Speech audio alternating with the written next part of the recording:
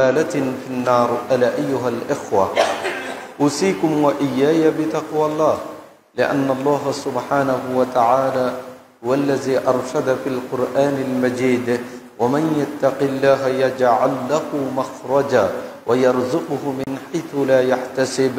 يا أيها الناس اعبدوا ربكم الذي خلقكم والذين من قبلكم لعلكم تتقون. সম্মানিত মুসল্লিগণ, মহান মনিবের দরবারে শুকরিয়া জ্ঞাপন করছি যিনি আমাদেরকে যথাসময়ে মসজিদে আসার তৌফিক দিয়েছেন। বিশেষ করে অত্যন্ত গুরুত্বপূর্ণ মহতি দিনে আল্লাহর ইবাদতে আল্লাহর ঘরে আসার মতো সুযোগ পেয়েছি আমরা।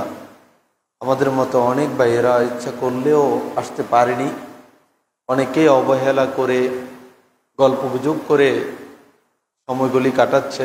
আল্লাহ তাআলা সেই সকল ভাইদের থেকে আমাদেরকে বাছাই করে আল্লাহর ইবাদতের সুযোগ করে দিয়েছেন, সেজন্য কালিমাতুশ শুকর আদায় করছি আলহামদুলিল্লাহ। সালাতু সালাম প্রেরণ করছি বিশ্ব মানবতার মহান শিক্ষক, মানবতার কান্ডারি মুহাম্মদুর রাসূলুল্লাহ সাল্লাল্লাহু আলাইহি ওয়াসাল্লামের প্রতি।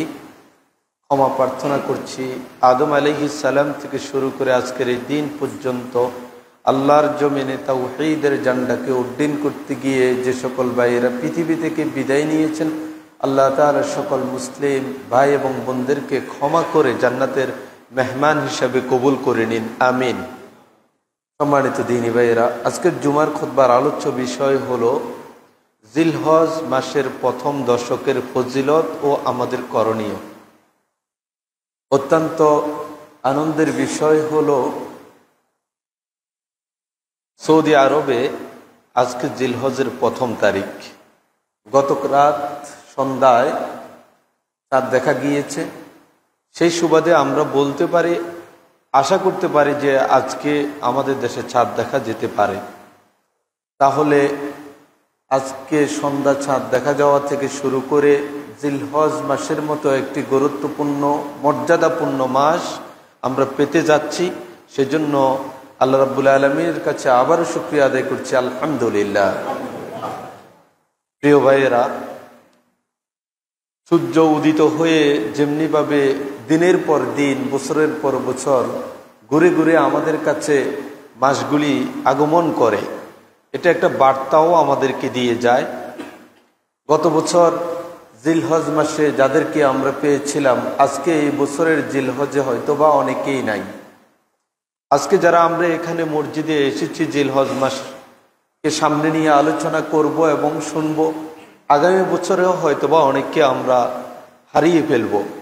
এটি হলো এই জীবনের হায়াতের একটি গুণায়মান রীতি এবং নীতি। যাই হোক, জিলহজ মাস এটা একটি মর্যাদাপূর্ণ মাস। আল্লাহ রাব্বুল আলামিনের কাছে লাউহে মাহফুজে আল্লাহর ইলমে মাসের সংখ্যা ছিল 12টি। মাস 12টি। যেমনিভাবে আমরা বাংলা মাস 12 মাসের বছর গণনা করি, যেটাকে শুরু করেছেন সম্রাট আকবর।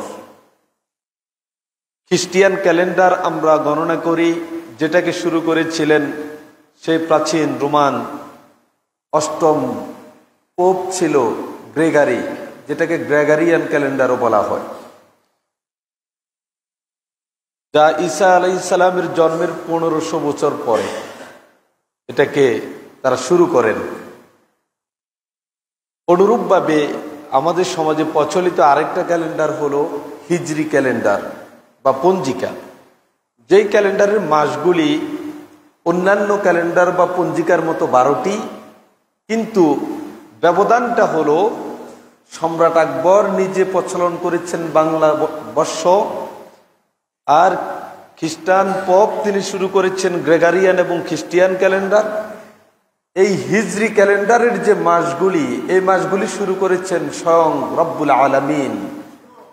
রব্বুল আলামিন তিনি এই মাসগুলিকে নির্ধারণ করে দিয়েছেন। সেই কথা কোরআনে সূরাতুত তাওবা 36 নম্বর আয়াতে আল্লাহ তাআলা কোট করেছেন, ইন্না ইদ্দাতাশ শুহুরি ইনদাল্লাহি 12 শাহরা।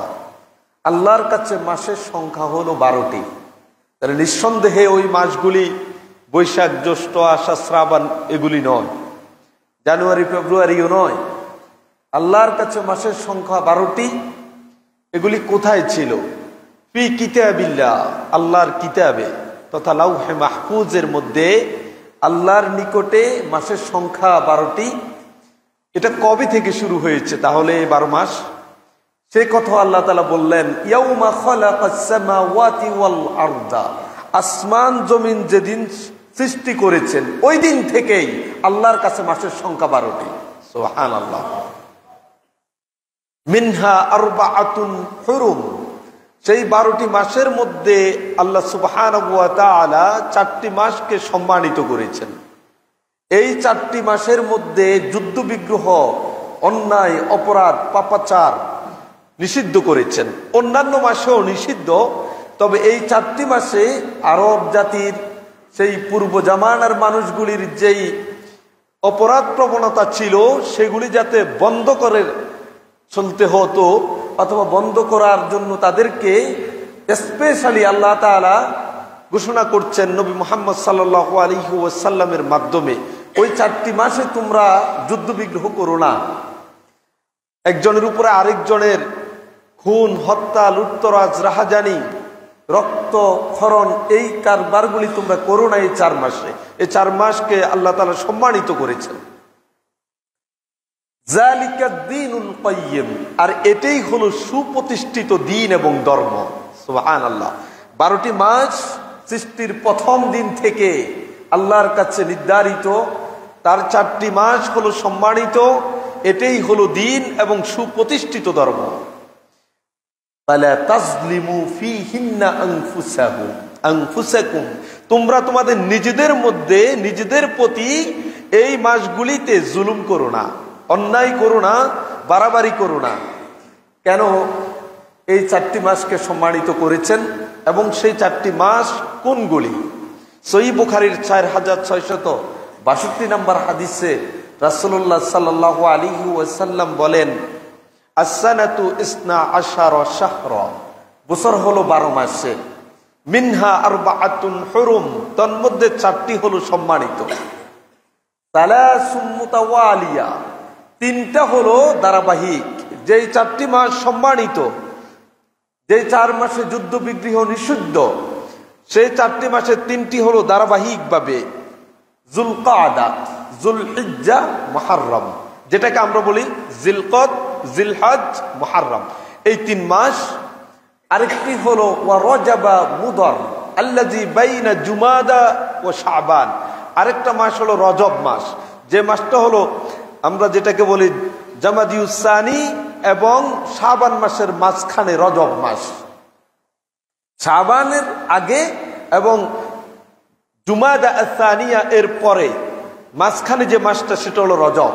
তাহলে বুঝা গেল সহিহ বুখারীর বর্ণনায় যে 4 মাসকে আল্লাহ তাআলা সম্মানিত করেছেন, যুদ্ধ বিগ্রহকে নিষিদ্ধ করে দিয়েছেন, সেই 4টির 3টি হলো জিলকদ, জিলহজ এবং মুহররম, ধারাবাহিকভাবে এই 3টি মাস। আরেকটি হলো শাবান মাসের আগে, জুমাদা আস-সানিয়ার পরে, তথা যার নাম হলো রজব। এই 4 মাস কেন আল্লাহ তাআলা নিষিদ্ধ করেছেন, যুদ্ধ বিগ্রহকে সম্মানিত করেছেন কেন? ইমাম ইবনে কাসির রাহিমাহুল্লাহ তিনি চমৎকারভাবে তুলে ধরেছেন। তিনি বললেন, মূলত জিলকদ, জিলহজ এবং মুহররম এই 3 মাসকে যুদ্ধ বিগ্রহ হারাম করার কারণ হলো সেই আরবের বর্বর মানুষগুলি তুচ্ছ কারণে একে অপরের উপরে চড়াও হতো, রক্তপাত করত, যুদ্ধ বিগ্রহ তাদের মধ্যে নিয়মিত লেগে থাকতো। আর জিলকদ, জিলহজ, মুহররম মাসে যেহেতু পৃথিবীর বিভিন্ন অঞ্চল থেকে লোকেরা বাইতুল্লাহিল হারামে হজ পালনের জন্য যেত, সেখানে অবস্থান করত, আবার হজ পালন শেষে নিজ দেশে ফিরে আসতো, সুতরাং এই সময়ে যুদ্ধ বিগ্রহ নিষিদ্ধ করার মাধ্যমে এই পথটাকে সহজ এবং নিরাপদ করে দিয়েছেন। সুবহানাল্লাহ।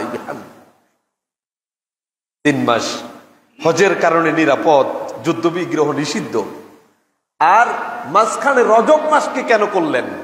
ইমাম ইবনে কাসির রাহিমাহুল্লাহ তিনি বলেন, বছরের শেষ সময়ে মানুষজন এই সুন্দর অত্যাধুনিক বাহন ছিল না, তারা পায়ে হেঁটে যেতেন, পশুর পিঠে চড়ে যেতেন, দীর্ঘ পথ জঙ্গল মরুভূমি পাড়ি দিয়ে দিয়ে মানুষ বাইতুল্লাহিল হারামের পানে ছুটে যেতেন।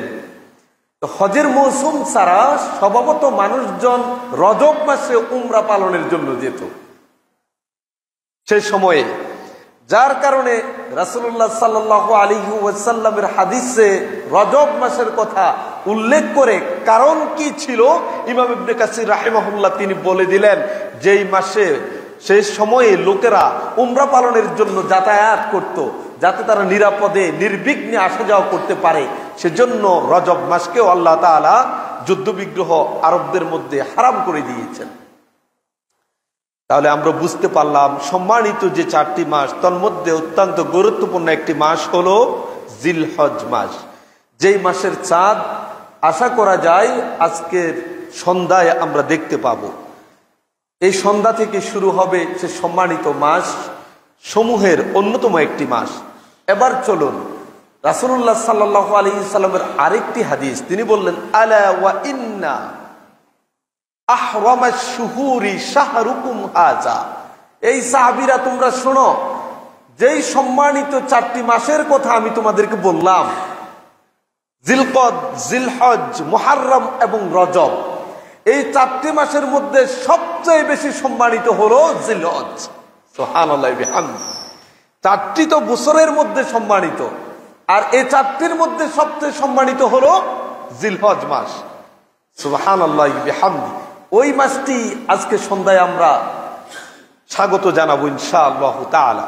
প্রিয় ভাইয়েরা, তাহলে এই জিলহজ মাসের মর্যাদা, জিলহজ মাসের গুরুত্ব কেন?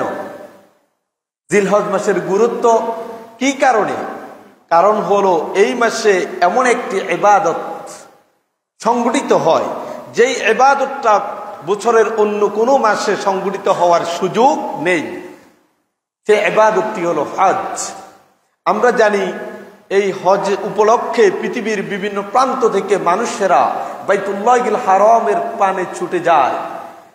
যেই জায়গাতে ছুটে যাওয়ার জন্য ইব্রাহিম আলাইহিস সালাম ঘোষণা করেছিলেন, কোন বর্ণনায় এসেছিল তিনি সাফা পাহাড়ের উপরে উঠেছেন, কোন বর্ণনায় এসেছে অন্য কোন পাহাড়ের উপরে উঠে তিনি ডাক দিয়ে লোকজনকে বললেন, হে পৃথিবীর মানুষ, তোমাদের উপরে আল্লাহ তাআলা হজকে ফরজ করেছেন, সুতরাং তোমরা হজ করতে আসো। আল্লাহ তাআলা যখন ইব্রাহিম আলাইহিস সালামকে আদেশ করলেন, তুমি ঘোষণা দাও, আজান দাও, মানুষ যাতে বাইতুল্লাহর পানে হজ আদায়ের জন্য আসে, সেই ঘোষণা দিয়ে দাও। ওয়া আযযিন ফিন্নাসি, মানুষকে তুমি জানাও, ঘোষণা দাও। ইব্রাহিম আলাইহিস সালাম বললেন, আমার এই আওয়াজ পৃথিবীর আনাচে কানাচে পৌঁছা কি সম্ভব? আমি সাফা পাহাড়ের উপরে উঠে কত জোরে আর বলতে পারবো, এই আওয়াজ কি সকলে শুনতে পাবে? যেখানে পৃথিবীর বিভিন্ন প্রান্ত থেকে, দিক বিদিক থেকে মানুষেরা বাইতুল্লাহর পানে ছুটে আসবে, আমার এই আওয়াজ তো তাদের কাছে যাবে না। রাসূলুল্লাহ সাল্লাল্লাহু আলাইহি ওয়াসাল্লামের সাহাবী ইবনে আব্বাস থেকে বর্ণিত, তিনি বলেন, আল্লাহ তাআলা ইব্রাহিম আলাইহিস সালামকে ওহী করলেন যে, ইব্রাহিম, তোমার দায়িত্ব হলো ঘোষণা দেওয়া, আজান দেওয়া, আর আমার দায়িত্ব হলো পৃথিবীর আনাচে কানাচে তোমার আওয়াজকে পৌঁছিয়ে দেওয়া। সুবহানাল্লাহ বিহামদি। সেই আওয়াজ এমন ভাবে পৌঁছেছে, যারা পৃথিবীতে তখন বেঁচে ছিল তাদের কর্ণকুহরে যেমনি পৌঁছেছিল, যেমনি ভাবে পৃথিবীতে যারা জীবিত ছিল না, মায়ের গর্ভে ছিল, তাদের কর্ণকুহরে পৌঁছেছে। আলমে আরওয়াহাতে কিয়ামত পর্যন্ত যারা আসবে তাদের হৃদয়ের মধ্যে ওই আওয়াজ আল্লাহ তাআলা পৌঁছিয়ে দিয়েছেন, যার কারণে কিয়ামত পর্যন্ত যত মানুষ পৃথিবীতে আসবে, প্রত্যেক মানুষ সামর্থ্যশালী হওয়ার পরে তাকে বাইতুল্লাহর পানে ছুটে যেতে হয়। কে পৌঁছালো? সুবহানাল্লাহি বিহামদি। প্রিয় ভাইয়েরা, তাহলে এমন একটি মাস, যেই মাসের ইবাদত সম্পর্কে আমরা গাফেল। মুমিন জীবনের দ্বিতীয় বৃহত্তম ইবাদতের মৌসুম হলো জিলহজ মাসের প্রথম দশক, আর মুমিন জীবনের সর্ববৃহৎ ইবাদতের মৌসুম হলো রমাদানুল মুবারক। সেই রমাদান আমরা অতিক্রম করে এসেছি, এখন সামনে যে মাসটাকে আমরা আলিঙ্গন করতে যাচ্ছি, স্বাগত জানাতে যাচ্ছি, সেটা হলো মুমিন জীবনের দ্বিতীয় বৃহত্তম ইবাদতের মৌসুম। দুঃখজনক হলেও সত্য, এত বিশাল রৌনকবার একটি মাস আমরা পেতে যাচ্ছি, সেই মাসের ইবাদত সম্পর্কে আমরা গাফেল। আমরা অনেকাংশেই জানি না করণীয়টা কি আমাদের সেখানে। রমাদান আগমনের পূর্ব থেকেই মুমিন হৃদয়ে এক আনন্দের হিল্লোল বইতে থাকে। মুমিন হৃদয়ে এক সজীবতা তারা উপভোগ করে। কিন্তু অনুরূপভাবে প্রকৃত ইমানদার যে, সেই ইমানদারের উচিত জিলহজ মাসের আগমন উপলক্ষে তার হৃদয়ে এক প্রশান্তি এবং আনন্দ অনুভব করা। চলুন, জিলহজ মাস সম্মানিত মাস সমূহের একটি, আর এই জিলহজ মাসের প্রথম দশক, প্রথম 10 দিনের স্পেশাল ফজিলত রয়েছে, মর্যাদা রয়েছে। কেন? রাসূলুল্লাহ সাল্লাল্লাহু আলাইহি ওয়াসাল্লামের সাহাবী আবু হুরায়রা রাদিয়াল্লাহু তাআলা আনহু থেকে বর্ণিত হাদিস বর্ণিত হয়েছে সহিহ মুসলিম, সহিহ বুখারীতে, আরো বিভিন্ন গ্রন্থে। এই জিলহজ মাসের প্রথম 10 দিনের মর্যাদাকে কেন্দ্র করে রাসূলুল্লাহ সাল্লাল্লাহু আলাইহি ওয়াসাল্লাম বলেন, মা মিন আইয়ামিন আল আমালুস সালিহু ফিহা আহাব্বু ইলাল্লাহি মিন হাযিহিল আইয়াম, ইয়ানি আইয়ামাল আশর। আল্লাহর কাছে জিলহজের 10 দিনের ইবাদতের চেয়ে মর্যাদাপূর্ণ প্রিয় কোনো আমল পৃথিবীতে আর কোনোদিন আমল হতে পারে না। সুবহানাল্লাহি বিহামদি। ব্যাপারটা কি বুঝতে পেরেছেন? রাসূলুল্লাহ সাল্লাল্লাহু আলাইহি ওয়াসাল্লাম বললেন, জিলহজ মাসের প্রথম দশকের ইবাদত আল্লাহর কাছে এতটাই প্রিয়, এর চেয়ে প্রিয় কোনো আমল সারা বছরের অন্য কোনো দিনের আমল আল্লাহর কাছে হতে পারে না। আপনি মনে করছেন তাহলে কি রমাদানুল মুবারক মর্যাদাপূর্ণ, সেটাও কি আল্লাহর কাছে এই 10 দিনের ইবাদতের চেয়ে বেশি মর্যাদাপূর্ণ হতে পারে না? না, হতে পারে না। রমাদানের রাতগুলির মর্যাদা এই 10 দিনের মর্যাদার চেয়েও বেশি। রমাদানের শেষ দশকের মর্যাদা জিলহজের মর্যাদার চেয়েও বেশি।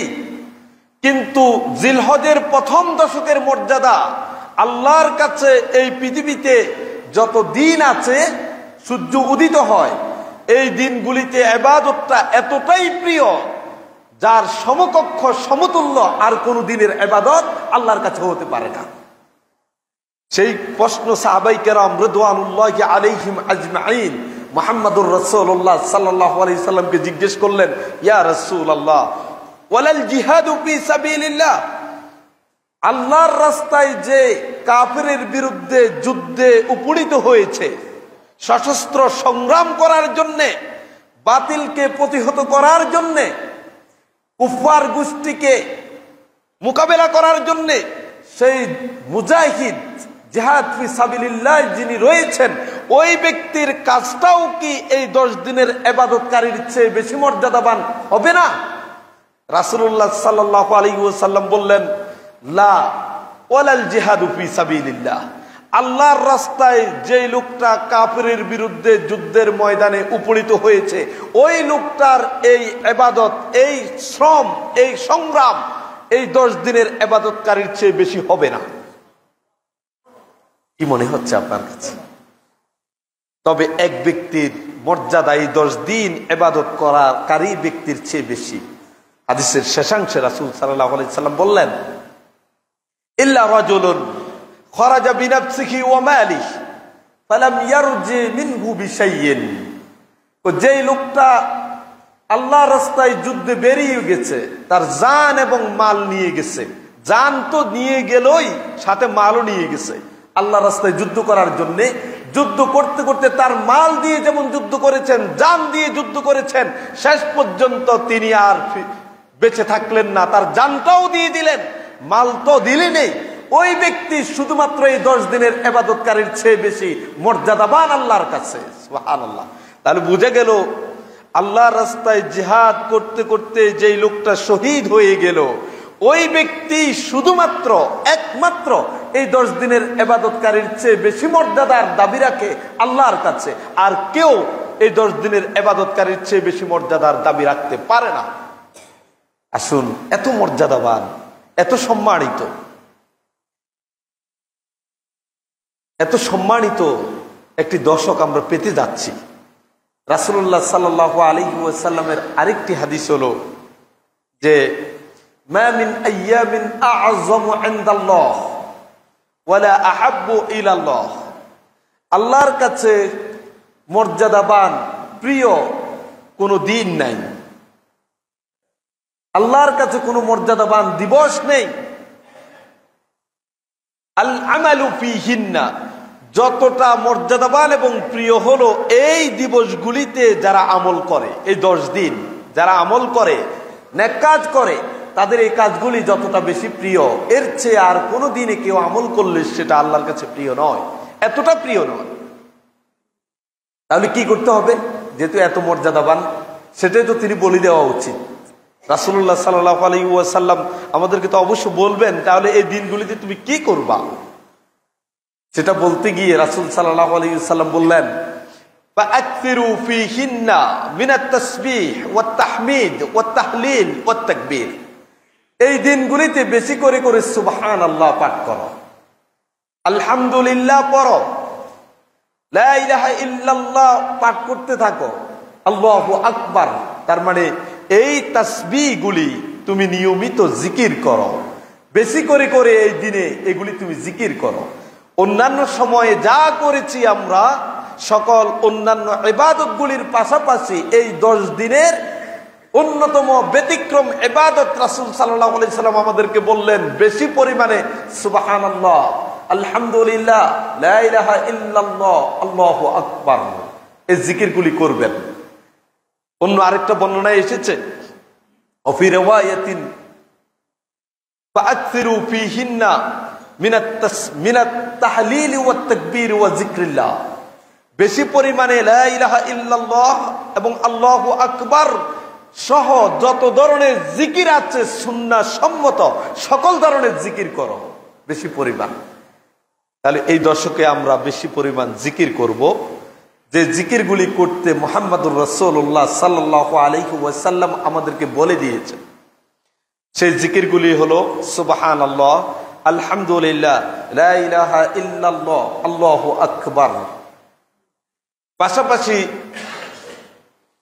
ইবনে উমর রাদিয়াল্লাহু তাআলা আনহু এবং আবু হুরায়রা রাদিয়াল্লাহু তাআলা আনহু, তারা দুজনে ইয়াখরুজানি ইলা সুকি ফি আইয়ামিল আশরি, তারা দুজন জিলহজ মাসের প্রথম দশকে বাজারে যাইতেন। বাজারে গিয়ে গিয়ে ইউকাব্বিরুহুমা, দুজনে তাকবীর দিতেন। বাজারে যাইতেন শুধু এই জন্য, সেখানে গিয়ে কি করতেন? তাকবীর দিতেন, আল্লাহু আকবার, আল্লাহু আকবার, লা ইলাহা ইল্লাল্লাহু, আল্লাহু আকবার, আল্লাহু আকবার, ওয়ালিল্লাহিল হামদ। আবু হুরায়রা রাদিয়াল্লাহু তাআলা আনহু এবং ইবনে উমর রাদিয়াল্লাহু তাআলা আনহু, তারা দুজনে বাজারে গিয়ে মানুষের ভিতরে ঢুকে ঢুকে শুধু ওই তাকবীর দিত। লোকজন তাদের তাকবীর শুনে ওই ইউকাব্বিরুন নাসু বিতাকবীরিহিমা, তাদের তাকবীর শুনে তাদের সাথে সাথে লোকজনও তাকবীর দেওয়া শুরু করতেন। সুবহানাল্লাহি ওয়া বিহামদি। তাহলে বোঝা গেল নিজে যেমন তাকবীর দিব, পরিবারকে অভ্যস্ত করব এবং চারপাশের প্রতিবেশী মানুষজনদেরকেও এই দিবসগুলিতে তাসবিহ, তাহলিল, তাকবীর যাতে বেশি পরিমাণ করে সেজন্য উদ্বুদ্ধ করব ইনশাআল্লাহ। এটা প্রথম কাজ এই মর্যাদাপূর্ণ দিবসগুলিতে। দ্বিতীয় কাজ হলো, যখনই আপনি চাঁদ দেখবেন, আজকে একটা সুন্নাত হারিয়ে গেছে আমাদের সমাজে। সুন্নাতটা এখন আমরা এটা প্রায় বলি, টেলিভিশনকে দিয়ে দিয়েছি আমরা। এখন চাঁদ উঠছে কিনা এটা খুঁজি হলো ফেসবুকে, চাঁদ উঠছে কিনা। সাহাবায়ে কেরাম চাঁদ উঠলো কিনা খুঁজতেন কোথায়? আকাশে। সালাফুস সালিহিন চাঁদ খুঁজতেন কোথায়? আকাশে। আমরা খুঁজি কোথায়? ফেসবুকের ভিতরে, টেলিভিশনের ভিতরে আর রেডিও সংবাদে। দেখি চাঁদের কোনো সংবাদ পাওয়া গেছে কিনা। এটা একটা সুন্নাহ একেবারে মরে গেছে। এটাকে যদি জিন্দা করতে পারেন 50 জন শহীদের সমপরিমাণ সওয়াব আপনি পেয়ে যাবেন। সুবহানাল্লাহ। সহজ, কোনো অর্থ ব্যয় হবে না, কোনো পরিশ্রম হবে না, শুধু খোলা মাঠে গিয়ে আকাশের দিকে তাকাবেন চাঁদ দেখা যায় কিনা। করবো তো ইনশাআল্লাহ। চাঁদ দেখলে কি বলবো? আল্লাহ রাসূল সাল্লাল্লাহু আলাইহি ওয়াসাল্লাম একটা দোয়া পড়তেন, আল্লাহু আকবার, আল্লাহুম্মা আহিল্লাহু আলাইনা বিল আমনি ওয়াল ঈমান ওয়াস সালামাতি ওয়াল ইসলাম লিমা ইউহিব্বু রাব্বুনা ওয়া রাব্বুকাল্লাহ। এইভাবে অন্য বর্ণনায় অন্যভাবেও আছে। এই দোয়াটা রাসূল সাল্লাল্লাহু আলাইহি ওয়াসাল্লাম পাঠ করতেন চাঁদ দেখে। আপনারাও আপনাদের ইমাম থেকে চাঁদ দোয়াটা পড়ে নিতে পারেন, অথবা ইমামকে নিয়েই আপনারা চাঁদ দেখলেন, চাঁদ দেখার সুন্নাত আদায় হলো, আর ইমাম দোয়াটা পড়ে দিলেন, আপনারা সবাই আমিন বললেন। মানে এই নতুন চাঁদ যাতে আমাদেরকে কল্যাণ নিয়ে আগমন করে, শান্তি নিরাপদ নিয়ে আমাদের কাছে আগমন করে, এই নতুন চাঁদের মাধ্যমে যে ইবাদতটা যুক্ত আছে যাতে আমরা সহজে এটা আদায় করতে পারি, সেই তৌফিক আল্লাহর কাছে আমরা চাই। এখানে দোয়ার মধ্যে কথাগুলি বলে দেওয়া আছে। প্রিয় ভাইয়েরা, তাহলে চাঁদ দেখার সাথে সাথে জিলহজ মাসের একটা দায়িত্ব অর্পণ হয়, সেটা হলো খুব ভালো করে বুঝুন। আমাদের মধ্য থেকে যারা কোরবানি দেওয়ার ইচ্ছা করেছি তাদের জন্য প্রথমত দায়িত্ব হলো, রাসূল সাল্লাল্লাহু আলাইহি ওয়াসাল্লামের হাদিস সহিহ মুসলিমে বর্ণিত হয়েছে, ইজা রাআইতুম হিলাল জিলহিজ্জা, যখন তোমরা জিলহজ মাসের নতুন চাঁদ দেখবে, এখন দেখতে হলে কোথায় দেখতে হবে? আকাশে খুঁজবে ইনশাআল্লাহ। তখন তোমাদের কাজ কি? ওয়া আরাদা আহাদুকুম আন ইউদাহিয়া, এবং তোমাদের কেউ যদি তখন কোরবানি দেওয়ার ইচ্ছা করে, চাঁদ দেখলেন, চাঁদ উদিত হলো, আর আপনি ইচ্ছা করলেন যে কোরবানি দিবেন, তাহলে ফালিয়ুমসিক আন শা'রিহি ওয়া আসফারিহি হাত্তা ইউদাহিয়া, আপনি তাহলে এই চাঁদ দেখা যাওয়ার সাথে সাথে আপনার চুল কাটা, নখ কাটা, শরীরের যে সকল অবাঞ্ছিত পশম আছে এগুলিকে উপড়িয়ে ফেলার থেকে বিরত থাকতে হবে, হাত্তা ইউদাহিয়া, কোরবানি দেয়া পর্যন্ত। এটা সুন্নাহ। তাহলে বোঝা গেল আমাদের মধ্য থেকে যারা আমরা কোরবানি দিতে চাই, চাঁদ দেখা যাওয়া থেকে কোরবানি দেয়া পর্যন্ত আমরা নখ, চুল, অবাঞ্ছিত পশম এগুলি আর কাটবো না।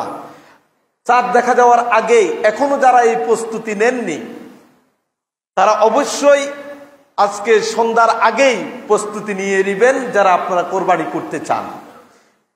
দ্বিতীয়ত আরেকটি হাদিস আপনাকে শোনানো উচিত, সুনানে নাসাই এবং আবু দাউদের মধ্যে এসেছে। একজন লোক রাসূল সাল্লাল্লাহু আলাইহি ওয়াসাল্লামের কাছে দ্বীন শিখতে এসেছে। লোকটা দ্বীন শিখে চলে যাওয়ার সময় রাসূল সাল্লাল্লাহু আলাইহি ওয়াসাল্লাম তাকে ডাকলেন, এই শোনো। লোকটা আবার আসলো। আসার পরে রাসূল সাল্লাল্লাহু আলাইহি ওয়াসাল্লাম তাকে বললেন যে আমি মুহাম্মদ সাল্লাল্লাহু আলাইহি ওয়াসাল্লামকে আদেশ করা হয়েছে যে যাতে জিলহজের 10 তারিখকে ঈদুল আজহা হিসাবে আমি ঘোষণা করি। জিলহজ মাসের 10 তারিখকে যাতে আমি ইয়াউমুন নাহার তথা কোরবানির দিন হিসাবে ঘোষণা করি, এবং এই দিন ঈদ মুসলিম উম্মার জন্য, এটাও যাতে আমি ঘোষণা করি, সবাইকে জানিয়ে দিই। তখন ওই লোকটা বলতেছে, ইয়া রাসূলুল্লাহ, আমি কি করব? ওই দিন তো কোরবানির জন্য ঘোষণা করবেন আপনি, আমার তো কোরবানি দেওয়ার কিছু নাই, আমার কোরবানি দেওয়ার কিছু নাই। আমাকে অন্য কোনো একজন লোকে একটা বকরি দিছে, বকরি উপহার দিছে, যেটা দুধ দহন করে আমি নিয়মিত পান করি। এরকম উপহার দেয়া একটা বকরি আমার কাছে আছে ছোট্ট, এটা কি আমি জবাই করে দিব? যেহেতু আপনাকে এটার জন্য কি করেছে, আদেশ করেছে, আর আমি দিন শিখতে আসছি, আপনি এটা আমাকে জানালেন, তাহলে কোরবানির দিনে কি আমি এটা জবাই করে দিব? রাসূল সাল্লাল্লাহু আলাইহি ওয়াসাল্লাম বলল, না, তুমি এটা জবাই করবা না। তাহলে কি করবা? এটা হলো আমার বলার উদ্দেশ্য, তুমি তোমার নখ এবং চুল, দেহের অবাঞ্ছিত পশম কোরবানির দিন, কোরবানির পরে কাটবে। কি বুঝলেন এই হাদিসে? রাসূল সাল্লাল্লাহু আলাইহি ওয়াসাল্লাম বললেন যে তুমি কোরবানি দিতে পারছো না, কোরবানি দেওয়ার সক্ষমতা তোমার নেই, তারপরেও তুমি চুল কাটবে কখন? কোরবানির পরে। তাহলে কখন থেকে কোরবানির পর্যন্ত তোমার চুল কাটা বন্ধ, নখ কাটা বন্ধ? সেটা আগের যে হাদিসটা আপনাকে বললাম, ছাদ দেখা যাওয়া থেকে। তাহলে বুঝে গেল আপনি কোরবানি না করলেও সালাফুস সালিহিনদের একটা সুন্নাহ ছিল যে যারা কোরবানি করে তারাও চুল নখ কাটা থেকে বিরত থাকবে। অনুরূপভাবে তার যারা কোরবানি করতে পারছে না, সামর্থ্য নেই, তারাও এই নখ এবং চুল কাটা থেকে কোরবানি হওয়া পর্যন্ত, তার সমাজে কোরবানির পশু জবাই হওয়া পর্যন্ত সে এই কাজ থেকে বিরত থাকবে। তাহলেও সে ওই কোরবানির সওয়াব পেয়ে যাবে। সুবহানাল্লাহ বিহামদিহি। তাহলে বোঝা গেল যারা আমরা কোরবানি দিব তারা যেমনি ভাবে এই কাজগুলি থেকে বিরত থাকবো, যারা কোরবানি দিব না, যদি আপনি সওয়াব পেতে চান তাহলে আপনিও এই কাজ থেকে দূরে থাকবেন। ইবনে ওমর রাদিয়াল্লাহু তাআলা আনহু একবার একটা মহিলার পাশ দিয়ে যাচ্ছিলেন। তো ওই মহিলা তার ছোট্ট ছেলের করতেছে, চুল, মাথার চুলগুলি ন্যাড়া করে দিচ্ছে। তখন ইবনে ওমর রাদিয়াল্লাহু তাআলা আনহু তিনি মহিলাকে বললেন, লাউ আখারতিহি ইলা ইয়াউমিন নাহার কানা আহসান।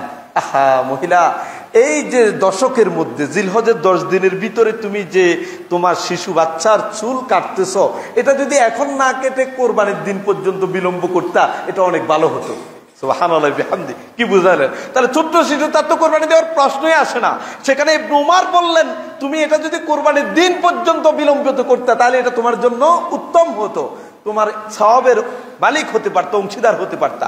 তাহলে আমরা যারা কোরবানি করব তারা যেমনি ভাবে আজকের চাঁদ দেখা যাওয়া থেকে শুরু করে 10 তারিখ কোরবানি দেওয়া পর্যন্ত সময়ে চুল নখ কাটা থেকে বিরত থাকবো, অনুরূপভাবে আমাদের পরিবারের অন্য সদস্য, নারী, পুরুষ, শিশু সকলের ক্ষেত্রে আমরা এই সুন্নাতটা জারি রাখবো ইনশাআল্লাহ। চলুন, তৃতীয়ত কি কাজ এই দশকে, মর্যাদাপূর্ণ এই দশকে আপনি কি করবেন?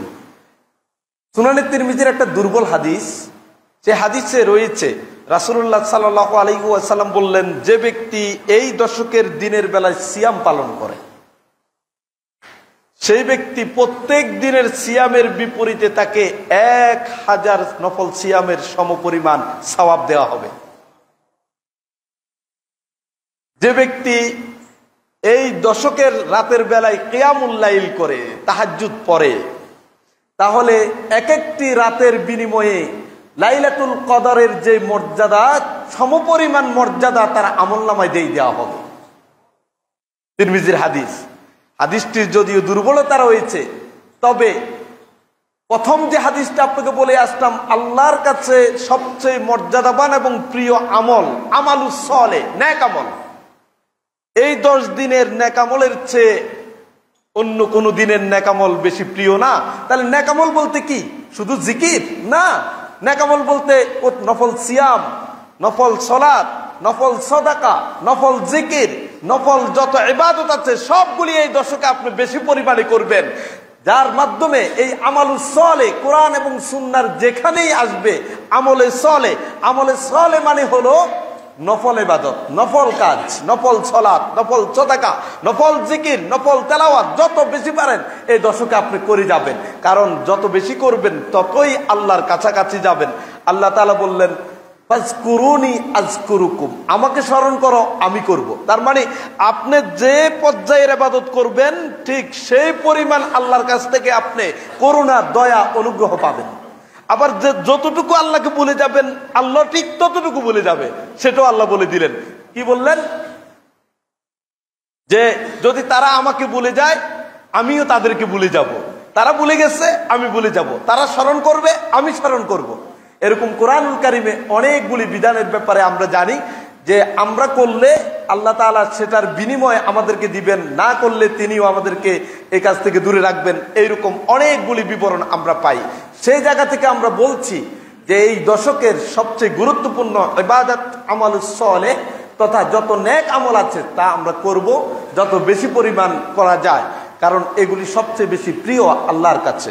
চলুন, স্পেশালি রাসূল সাল্লাল্লাহু আলাইহি ওয়াসাল্লাম বললেন এই দশকে বেশি পরিমাণ জিকির করার জন্য। সেই জিকিরটা কি?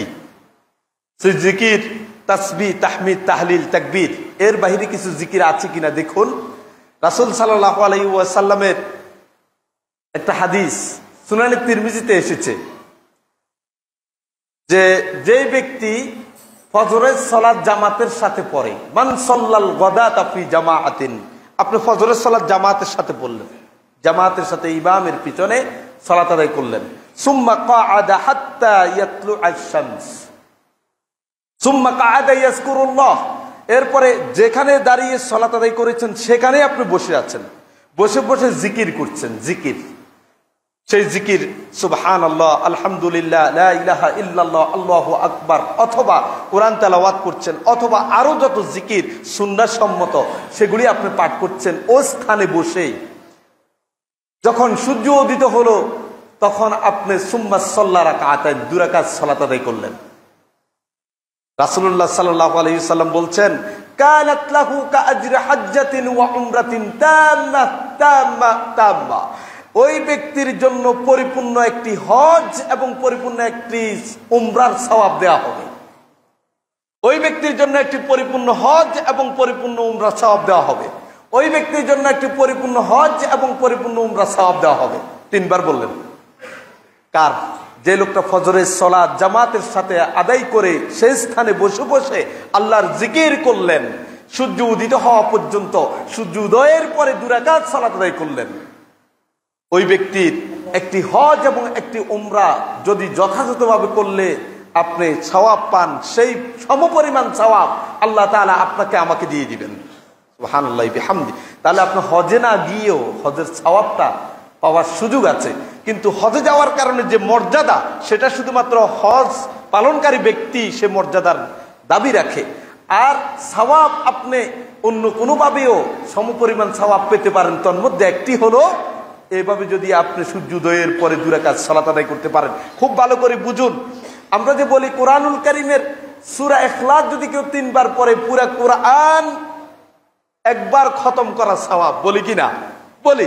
এখন অনেকেই ভাবেন তাহলে বোঝা গেল কোরআন আর পড়া দরকার নাই, সূরা ইখলাস 3 বার পড়ে ফেললেই তো পুরা কোরআনের সওয়াব পেয়ে গেলাম। অনুরূপভাবে হজ আর উমরা করার দরকার নেই।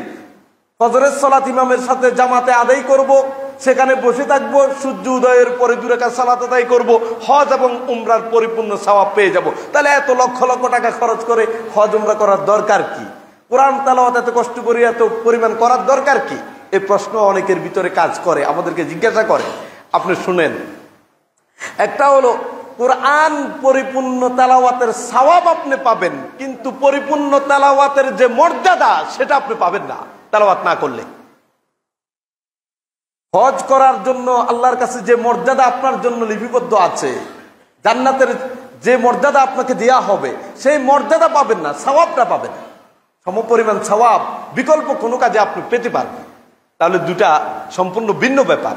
চলুন তাহলে আমরা বললাম এই গুরুত্বপূর্ণ দশকের একটি ইবাদত হলো বেশি পরিমাণ জিকির করব, দিনের বেলায় সিয়াম পালন করব, রাতের বেলায় আমরা কিয়ামুল লাইল করব, বেশি পরিমাণ আমালুস সালেহগুলি করার চেষ্টা করব, দান সদাকা জিকির আজকার যত বেশি পরিমাণ আপনি পারেন করে যাবেন। এরপরে এই দশকের ভিতরে একটি দিবস আছে, যে দিবসটা হলো আরাফার দিবস।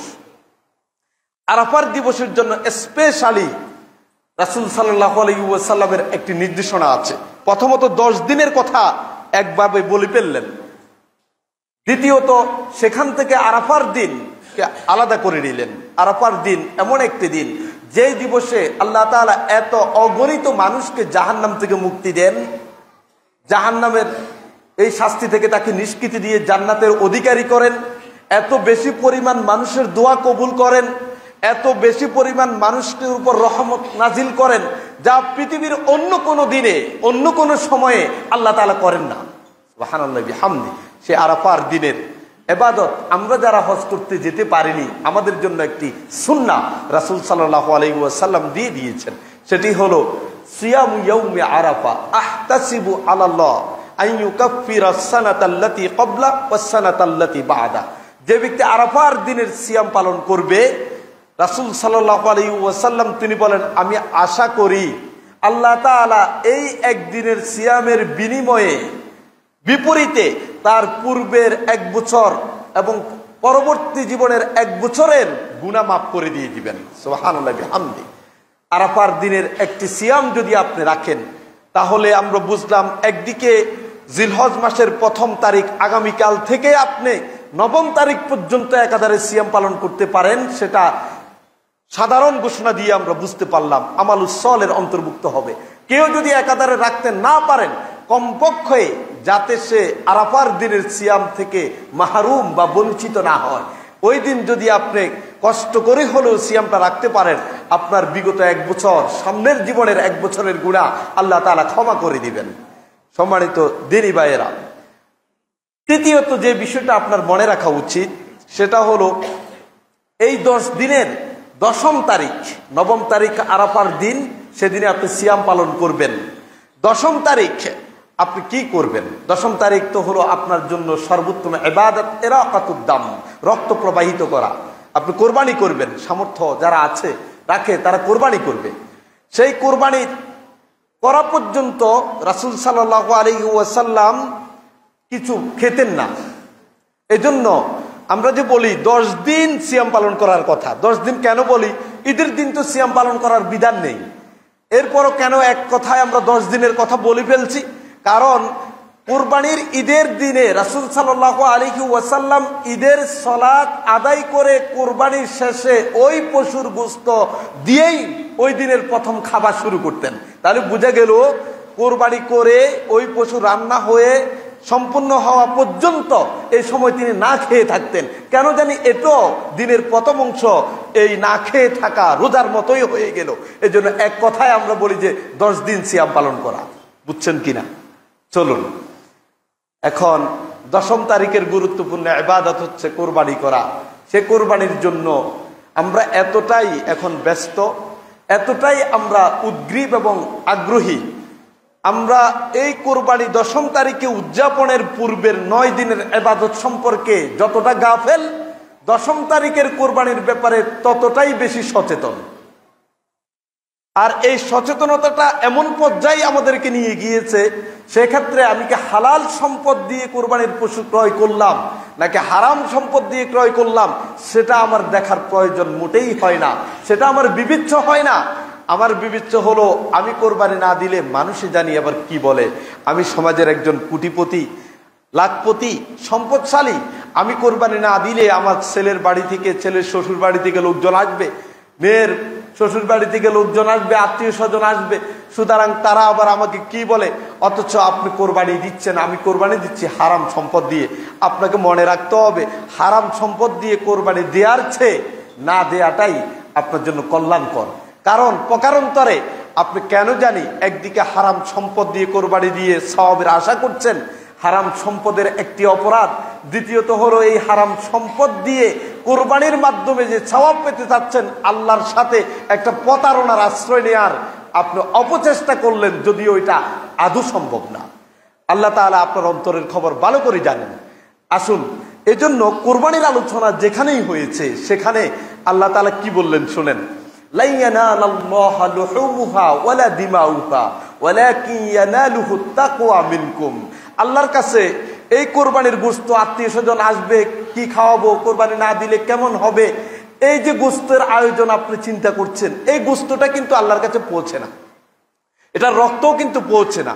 কত কেজি হলো, কতটুকু সুটাম হলো, এটা আল্লাহ রাব্বুল আলামিনের বিবেচনা।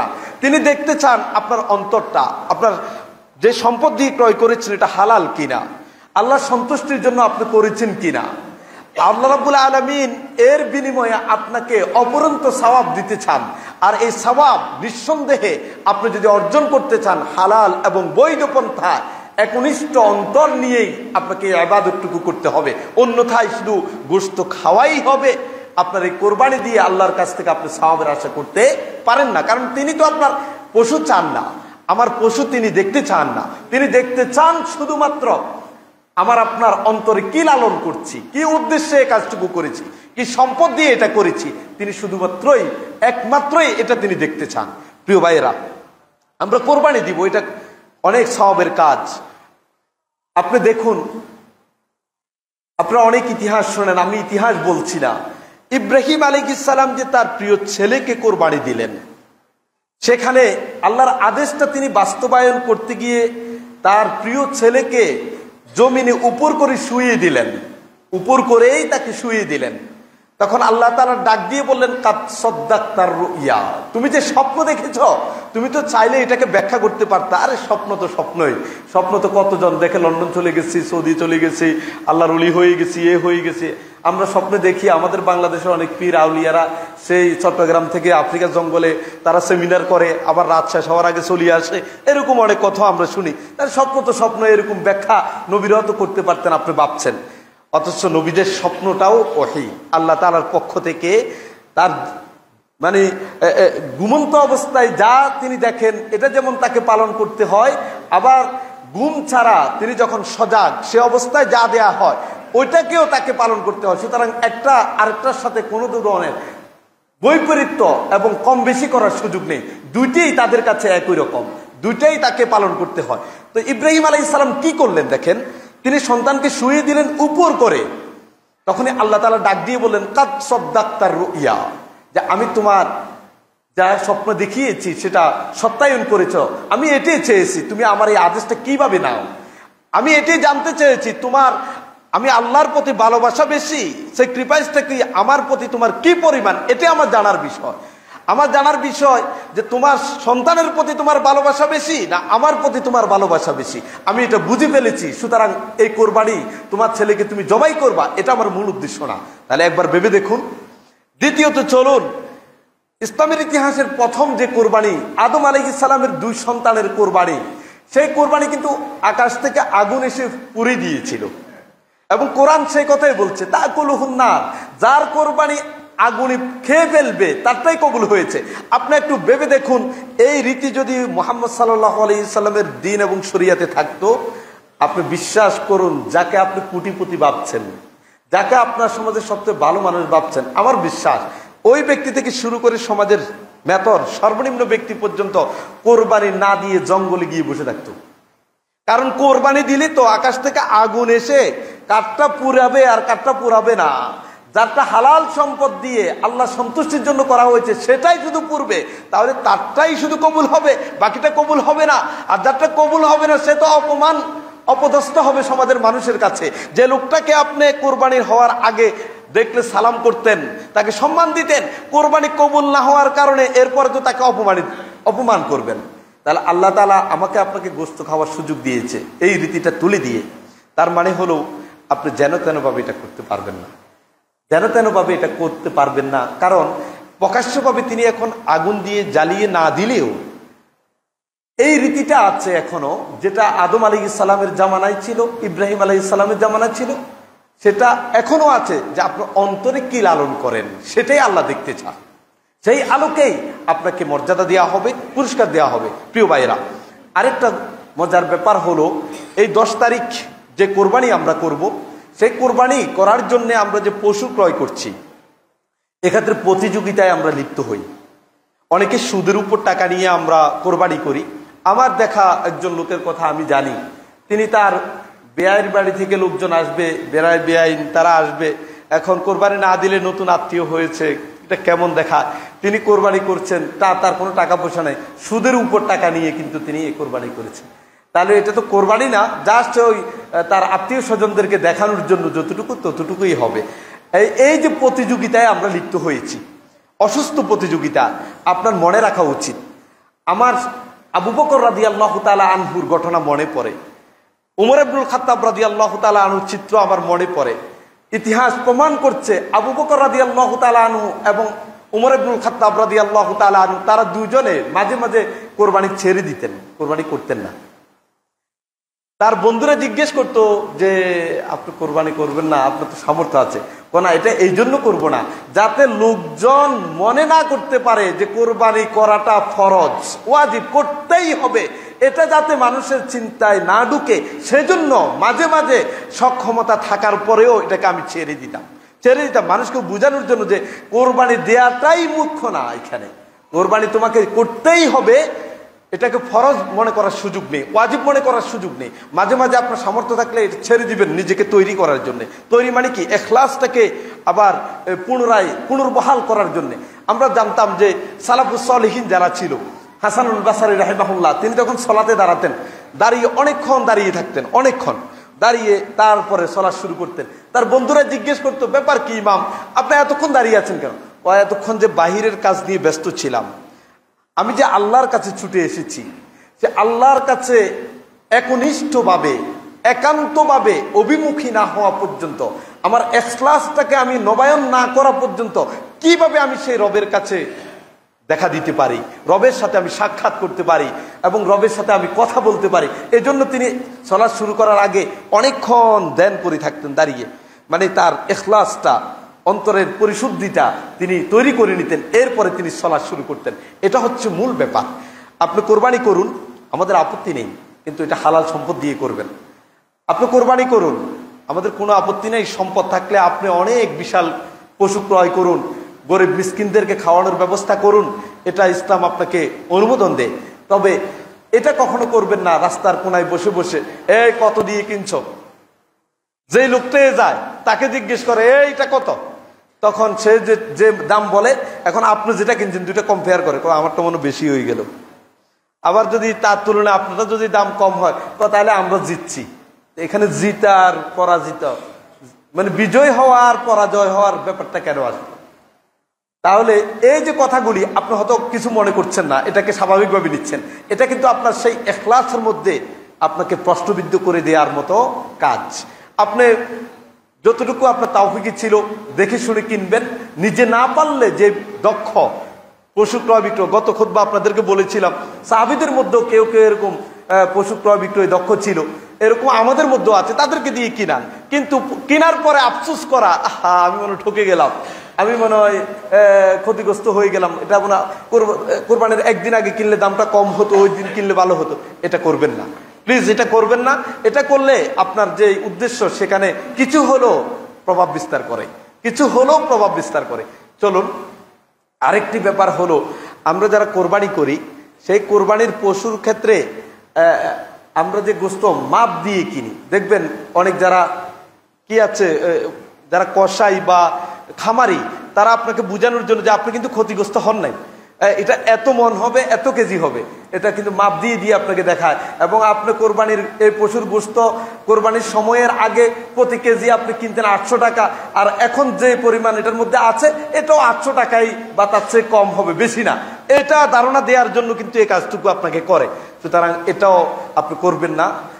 এটা করলে হারাম হবে আমি সেটা বলছি না, এগুলি করলে পরোক্ষভাবে আপনার ভিতরে যেই ইখলাস, আল্লাহ সন্তুষ্টির জন্য কাজটুকু করছেন সেখানে কিছুটা হলেও প্রভাব বিস্তার করে। আপনাকে নিরেট একান্তই আল্লাহর জন্য কোরবানি করা উচিত এবং হালাল সম্পদ দিয়ে কোরবানি করা উচিত। আপনার সামর্থ্য থাকলে আপনি একা কোরবানি দিবেন, অবশ্যই একা কোরবানি দিবেন, কারণ বাগে কোরবানি দেওয়ার ব্যাপারে এত বেশি পরিমাণ সালাফুস সলিহিন, আমরা এই সমকালীন ওলামাই কেরামের কথা বলছি না, সালাফুস সলিহিন একেবারে ইসলামের সূচনা যুগের যে ওলামাই কেরাম ছিল, তাদের সেই রেখে যাওয়া মৌলিক কিতাব গ্রন্থগুলি যদি আপনি বিশ্লেষণ করেন, দেখবেন তারা বৈধতা দেওয়ার পরেও, যারা বৈধতা দিয়েছেন, বৈধতা দেওয়ার পরেও বারবারই বলছেন যে এই কাজ থেকে দূরে থাকা ভালো। কারণ আপনি যার সাথে কোরবানি দিচ্ছেন, হানাফি ভাইরা একটু মনোযোগ দিয়ে শোনেন, একটা হানাফি মাযহাবের সবচেয়ে গ্রহণযোগ্য কিতাবের একটি হলো বাদাইউস সনায়। সে বাদাইউস সনায় কিতাবের ইমাম আবু হানিফা রাহিমাহুল্লাহর ফতোয়াটা শোনেন। তিনি কি করেন? তিনি বলছেন, ইন্নাল কুরবাতা ফি হাযাল বাব ইরাকাতুদ দাম ওয়া ইরাকাতুদ দাম লা তাহতামিলু তাজজিয়া লিআন্না আয-যাবহা হুয়া ওয়াহিদ। এই আবারটুকু সে কিতাবের মধ্যে আছে, কোরবানি কেন্দ্রিক বাগে দিবেন কিনা।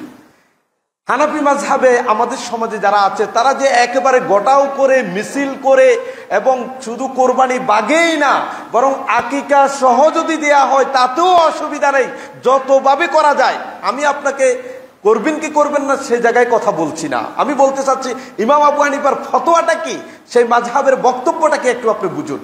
তিনি বললেন যে এই অধ্যায়ে তথা কোরবানি নামক এই অধ্যায়ে আল্লাহর সন্তুষ্টিটা এখানে মূল রক্ত প্রবাহিত করার মাধ্যমে, রক্ত প্রবাহিত করার মাধ্যমে 10 তারিখে সবচেয়ে মূল এবং অন্যতম কাজ হলো আল্লাহ সন্তুষ্টি অর্জন করা। তবে তিনি বললেন লা তাহতামিলু তাজজিয়া, এই রক্ত প্রবাহিত করা, কোন পশুর প্রাণ জবাই করে রক্ত প্রবাহিত করা, এটা কোনোদিন বাঘের সম্ভাবনা রাখে না, বাঘ করতে পারে না। কারণ আপনি প্রাণকে বিভিন্ন ভাগে ভাগ করতে পারবেন না।